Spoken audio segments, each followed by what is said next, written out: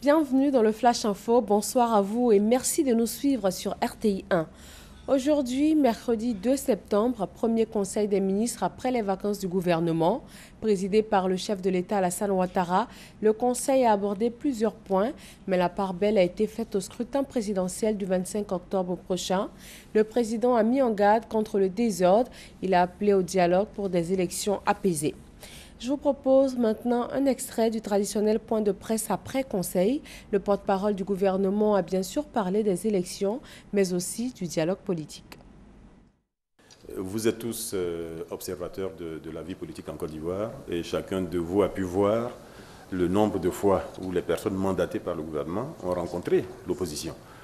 Un cadre permanent de dialogue a été mis en place par le chef de l'État, qui confirme justement sa volonté de discuter avec l'opposition. Un ministre d'État, ancien Premier ministre, est chargé exclusivement de la conduite de ce programme de discussion avec l'opposition.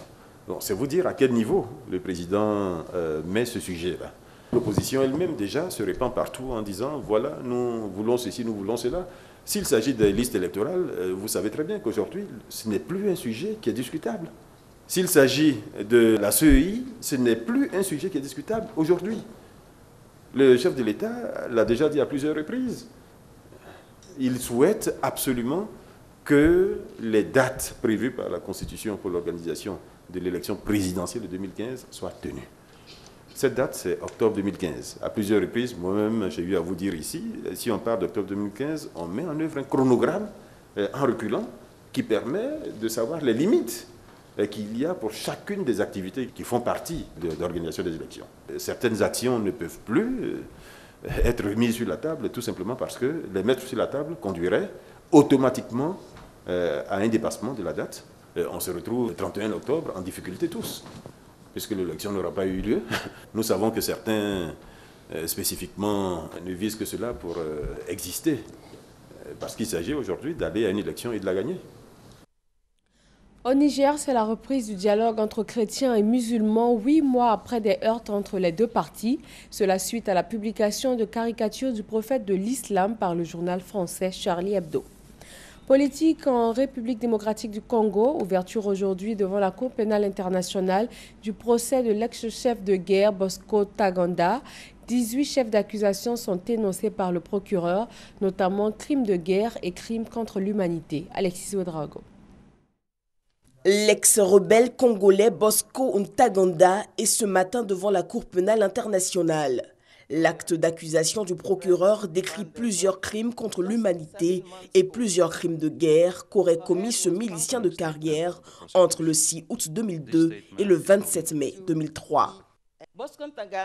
Bosco Ntaganda et son groupe armé n'ont pas seulement terrorisé la population civile, ils ont également terrorisé leurs propres troupes. Ils ont recruté et utilisé des enfants de moins de 15 ans pour leur guerre sanglante. L'ancien rebelle de 41 ans aurait joué avec ses troupes des forces patriotiques pour la libération du Congo un rôle central dans les violences ethniques et attaques menées contre les civils en Ituri, dans le nord-ouest de la RDC. Ils ont forcé ces enfants à tuer et les ont traités cruellement. Ils ont violé ces filles. Bosco Ntaganda doit répondre de 18 chefs d'accusation, meurtre, viol, esclavage sexuel, attaque de civils et de biens protégés, pillage, transfert forcé des populations et enrôlement d'enfants de moins de 15 ans. Les habitants de Bujumbura au Burundi ont passé hier une nuit très mouvementée. 3 quartiers au lieu de la contestation en flammes. C'est la première fois depuis 1 mois et demi qu'un tel niveau de violence est atteint au Burundi.